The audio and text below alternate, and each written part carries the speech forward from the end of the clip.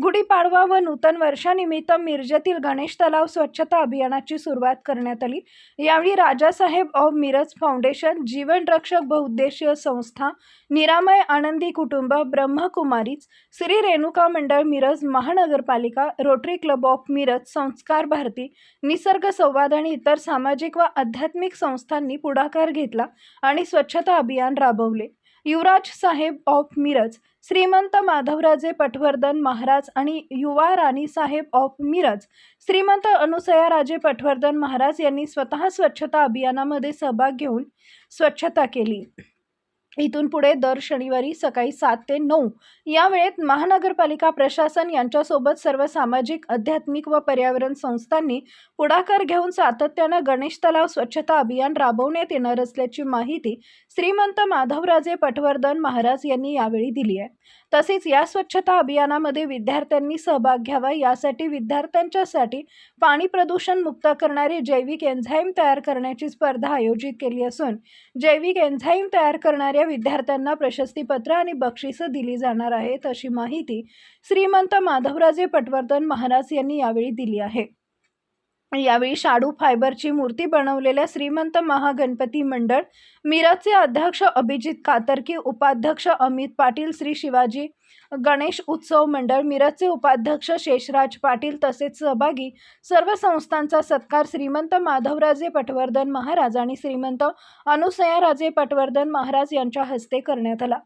कार्यक्रमाच्या सुरुवातीला गुरुकुल कॉम्प्युटरचे सूर्यकांत साळे यांच्या सहकार्याने जनजागृतीसाठी सायकल रॅली मिरज महानगरपालिका ते गणेश तलावपर्यंत काढण्यात आली। याचं उद्घाटन सूर्यकांत साळे, सुधीर गोरे, नगरसेवक मोहन वाटवे, युवराज मगदूम, महानगरपालिका कर्मचारी महेश कुलकर्णी यांच्या उपस्थितीत करण्यात आले। सदरील कार्यक्रमाचे आभार सुधीर गोरे यांनी मानले। यावेळी मुख्य संयोजक श्रीमंत माधवराजे पटवर्धन महाराज आणि श्रीमंत अनुसयाराजे पटवर्धन महाराज, सुधीर गोरे, राकेश तामगावे, युवराज मगदूम, उपायुक्त स्मृती पाटील, कीर्ती जगदाळे, निवेदिता दिदी, उर्मिला दिदी, नगरसेवक मोहन वाटवे, मारुती नाईक साठे, आरोग्य विभाग कर्मचारी व अधिकारी इत्यादी सहभागी होते।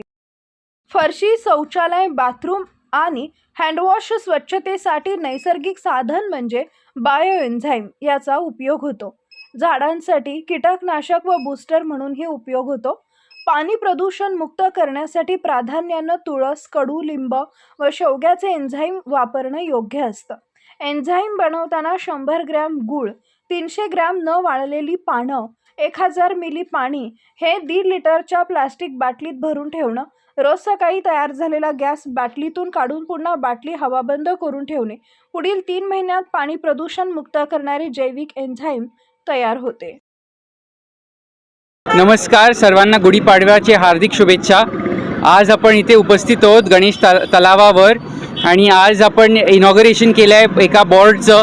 त्याच्यावर आपण ठरवलं आहे की दर आठवड्याला शनिवारी सकाळी 7 ते 9 आपण सुशोभीकरणचं क्लिनिंग करणार आहोत आणि आपण ह्या ठिकाणी उपस्थित राहावं अशी विनंती सगळ्यांना।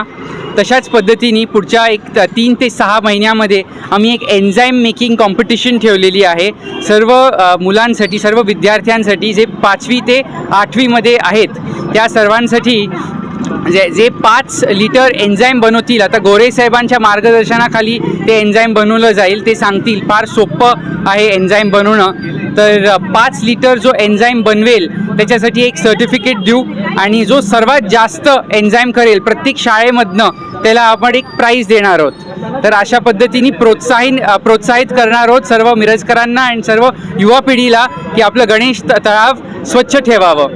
तर आता पुढचं गोरे साहेब सांगतील, तामगावे साहेब सांगतील आणि विविध संस्थाचे जे लोक आहेत इथे उपस्थित त्यांनी मदत केलेली आहे।